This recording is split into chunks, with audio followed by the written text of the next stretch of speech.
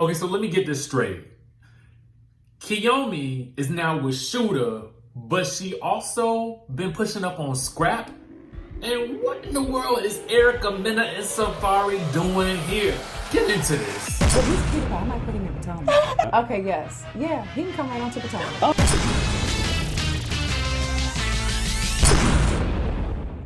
What's up, y'all? It's your boy Richie Scott back with another video. I want to thank you guys so much for tuning into this channel. Listen, we're about to get into this good tea. And I'm not just talking about this detox tea that you guys can find in the link in the description down below. Y'all know what I'm talking about. Help you lose that weight, lose a little bit of that quarantine gut. You know what I'm saying? Anyway, go ahead and click that link down below. Make sure you guys hit the subscribe button, hit that notification bell button, because we about to get into some things with regards to this latest episode of Love and Hip Hop Atlanta. We got a whole lot of foolishness going on and we need to break it all down, okay? We're not only going to be talking about Shooter and Kiyomi and Cheyenne and all them folk, but we're also going to be talking about the other half of the cast that's up in the good Pigeon Forge, Tennessee, okay? We're going to get into that, but first things first, let's go ahead and pick things back up from what we started off with last episode, and that's with KK spilling the beans to Scrap that Miss Cheyenne been getting down and dirty with the Shooter, okay? So the scene is set, KK already going off on Cheyenne about this old telephone bill or whatever, because for some reason Cheyenne, who is a real estate agent, is on KK's phone plan for whatever reason as a grown adult. I don't understand why. To me, I almost feel like it should be Cheyenne that is paying for KK's phone bill because she's older. That's just my thought, you know what I'm saying? Because in my mind, it's like I want to pay for my parents' phone bills instead of them having to pay for it as an adult simply because of the things that they did for me. But nevertheless, they not really mother and daughter, so it don't really matter. I still don't get why she on the phone plan, but nevertheless, there it is. So anyway, at this point in time, because of that dispute, KK is spilling the beans to Scrap that Cheyenne has been getting down and dirty with the Shooter, who he is now in a business arrangement with to start up some barber shops. Not only that, but she also drops the bomb that Mr. Shooter is now having a full-on escapade with some other chicks, okay? She does not name any names, and I wonder why, okay? I wonder why she ain't named no names. But anyway, she dropped that bomb and then she hightailed it on up out of there. That's what you do. You come on the show, you cause a ruckus, and then you leave before anybody have to deal with the consequences. So at that point in time, Scrap is like, well, what's going on with you and Scooter, and why ain't you told me? So she like, well, I was just looking for the right time for us to be alone together. And he's looking at her like, what in the lot are you talking about? We've been alone together plenty of times.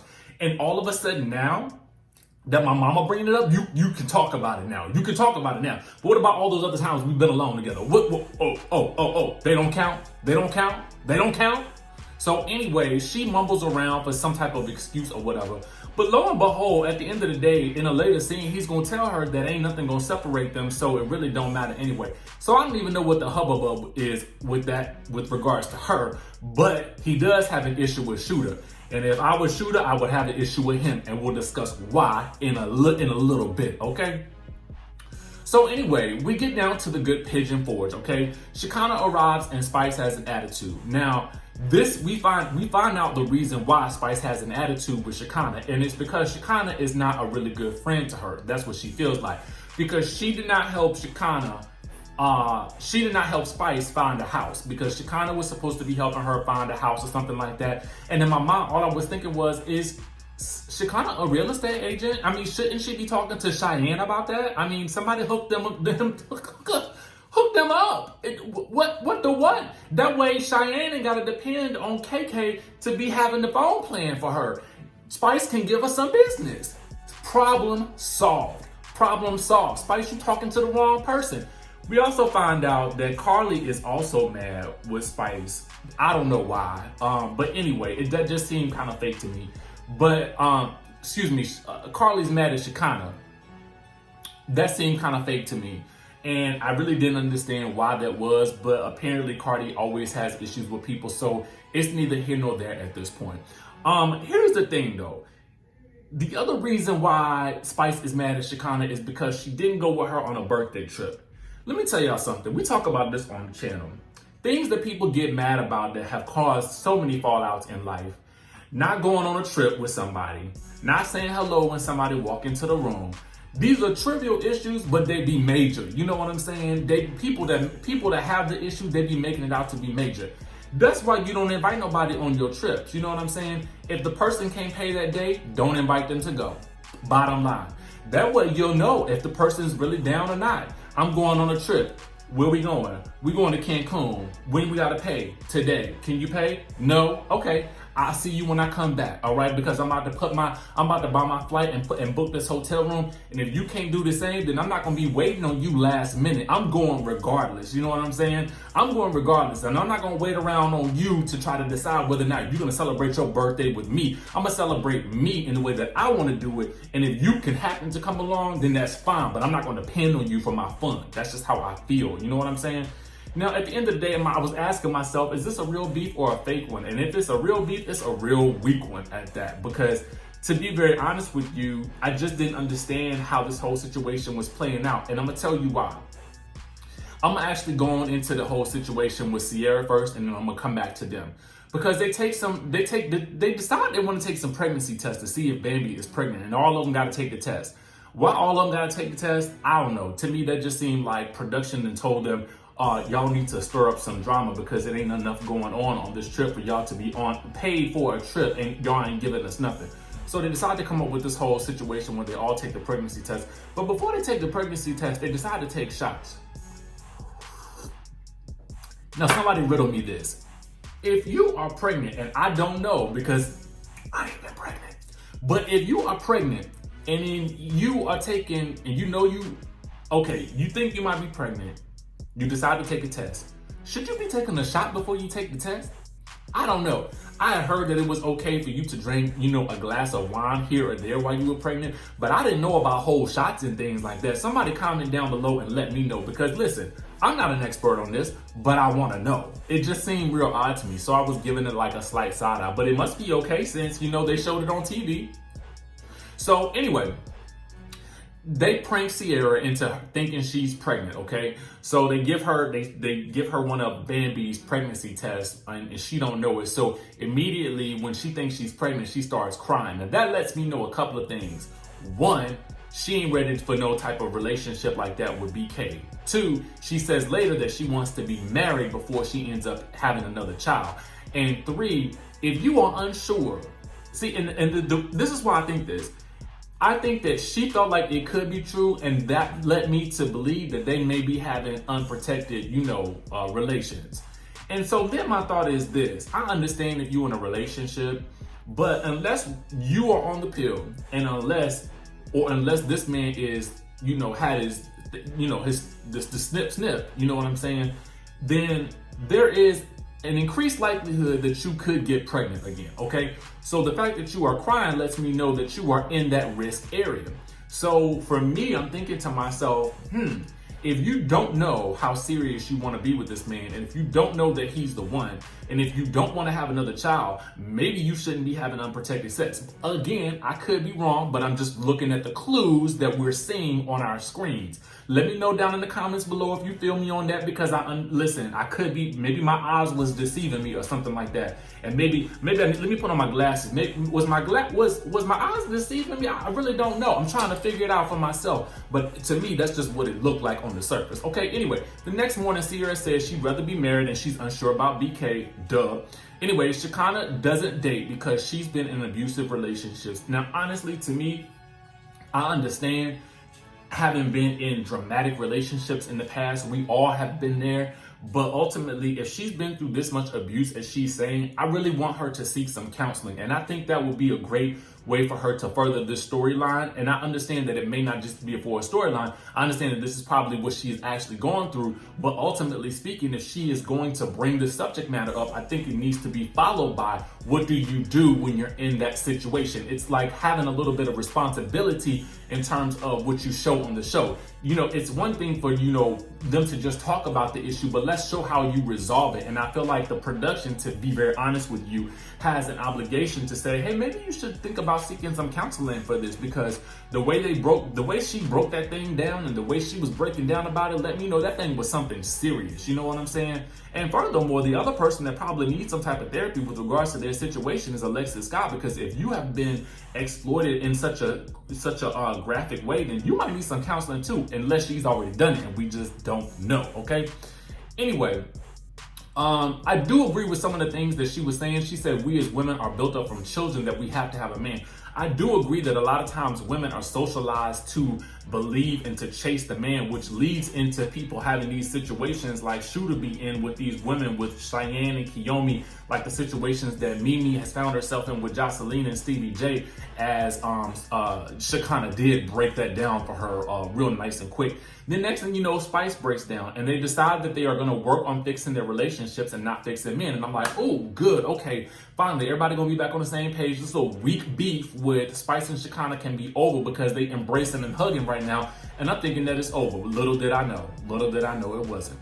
Anyway, Jock is at the wedding fitting for his destination wedding in St. Lucia. Kendra is irking his nerves, talking to him while he's on the toilet about this wedding or whatever. And weddings are stressful, you know what I'm saying? So you gotta have these conversations, and whether you feel like having them or not, they need to be had, regardless of the time or the place, I guess. Anyway, the whole point of this scene was really so that Scrap can confront Shooter about Cheyenne. So to me, let me tell you something. I love when somebody prefaces the nature of our relationship before they say, so is there anything you want to tell me? So we've been cool for a minute. We about to go into business and things like this. But, you know, is there something that you want to tell me? That tells you right then and there. I don't know what they're about to ask you, but they already know the truth. So you might as well go ahead and let them know what the situation is. Anyway, so Shooter's story to me is very predictable. She hit me up in the DMs, and this was before, you know, we was really rocking like that. And Scrap is cutting through all the BS, and he's like, I don't really care about that. We beyond the point of not being cool with each other, because we've been at this point for so long, and I've been around y'all, and you ain't never told me, and that makes you look a little dirty and shiesty. You know what I'm saying? It looks like you know, trying to do some trickerization and trying to, you know, do some sneaky stuff. And if you're doing some sneaky stuff with something like this that you could easily tell me, what kind of sneaky stuff would you do in business? And that's a valid question, my brother. That is a very valid question. Anyway, we get back to Pigeon Forge. Shekinah and Karlie and Spice are still going at it. I don't know why. Shekinah feels like they're picking on her for some reason. And I just feel like, girl, listen, maybe you just need to go find some other friends. I mean, obviously, she couldn't make it to Spice's trip, but she could make it on this trip to the urban ski weekend. So that lets you know that Shekinah just going to be picking and choosing what kind of trip she go on, regardless. I mean, maybe production paid for the trip, and maybe that's why she decided she was going to go to that and not go to Spice's birthday. I don't really know what the backstory is, but Shekinah, if I was feeling like that, I would just bounce. Bottom line. Anyway, Kiyomi is making spaghetti for Shooter, and the biggest thing I thought about in this scene was she says that she put sugar and ketchup in her spaghetti.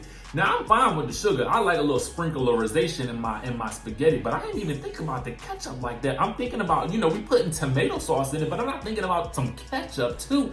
Like, what's the whole point of that? You know what I'm saying? You already add in the sugar. Why would you need the ketchup? Y'all comment down below and let me know. Do y'all put ketchup in y'all spaghetti? Is this something I need to try? Because maybe I do. Or maybe you use ketchup when you ain't got tomato sauce. Maybe that's the jig right there. Maybe that's it right there. Let me know that in the comments below. Anyway, Kiyomi asking all these questions about Sierra and her daughter. And I'm like, girl, you might want to leave that alone, because that girl ain't got nothing to do with you. That's not your child. You just in an open relationship with this man, and you trying to just be head HBIC #1.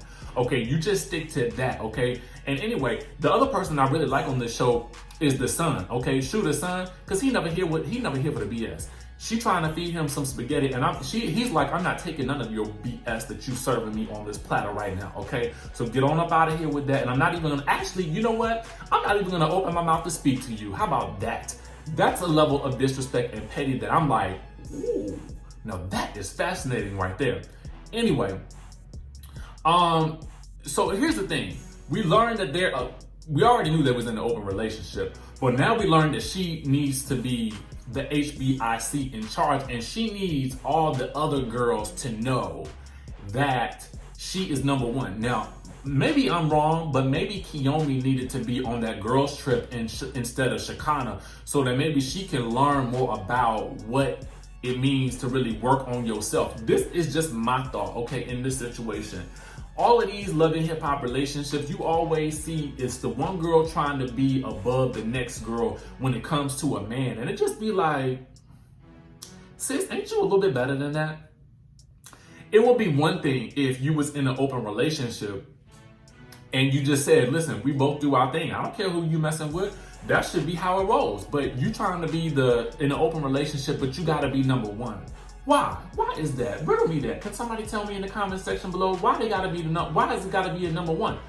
If it's 8 of y'all, why do you care if you're number one? What does that mean? Does that do you get a prize for that?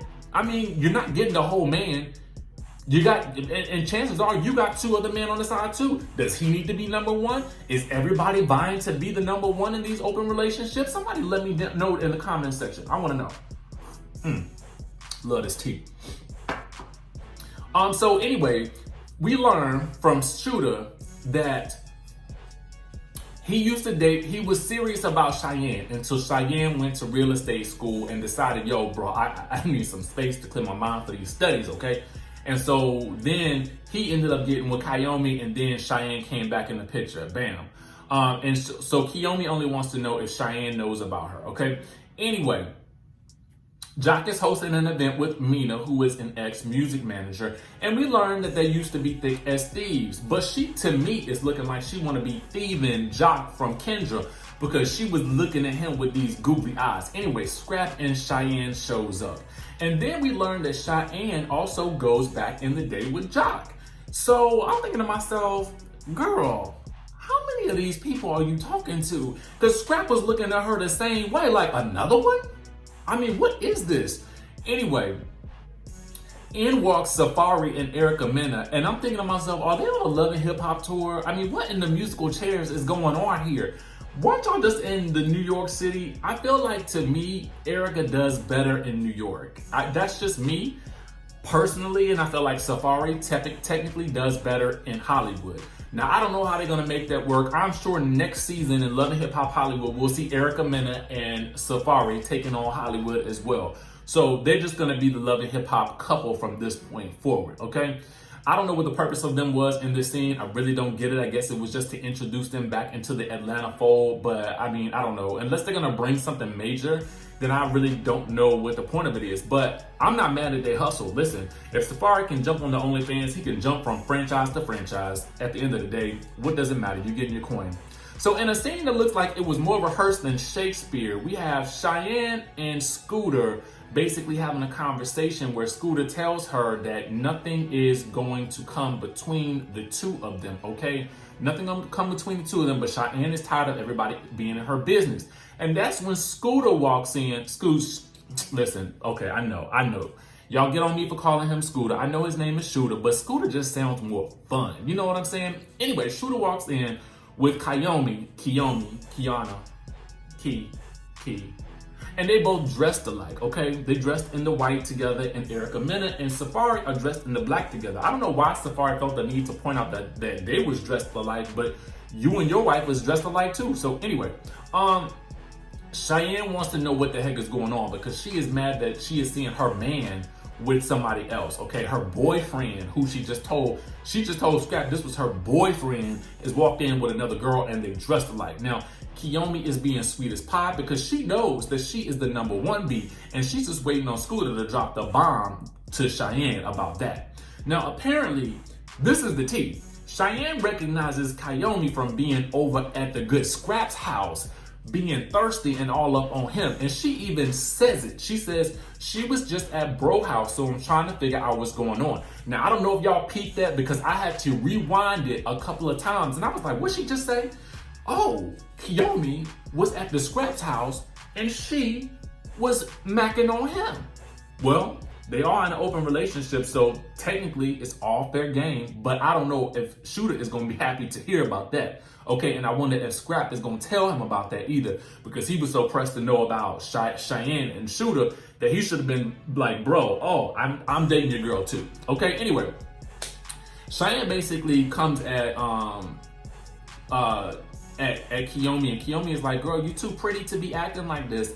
And she's being real passive aggressive, which I kind of like in this situation because she's showing her dominance here. You know what I'm saying? And if you're gonna come into a situation in an open relationship and confront girl number who's down on the totem pole, you might as well come in with the arrogance of a king. You know what I'm saying? So anyway, that she does. And so at a certain point, Cheyenne is just like, I want to talk to you alone. And then Kiyomi's like, where you think you going? Okay, and he's like, nowhere, and he don't move. Anyway, Cheyenne takes that opportunity to lunge across the security, okay, but they snatch her up real quick. But at that point, Kiyomi takes that opportunity to whip, and let me tell you something, she must have had on a pump, okay? She couldn't have had on a strappy heel because at that point, the way that shoe came off so fast, it was either a pump, a tennis shoe, or a booty, or something like that. But she tossed that thing, and that was the end of the episode. So you know we're gonna see part 2 of that. So let me know who y'all rocking with. You rocking with Kiyomi or you rocking with Cheyenne? I mean, who are you rocking with? You rocking with KK? I just want to know down in the comment section below because all I know is that this whole situation is a complete mess. And guess what? I'm here for it. Make sure you guys hit that subscribe button down below and hit that notification bell button, and I will see you in the next video.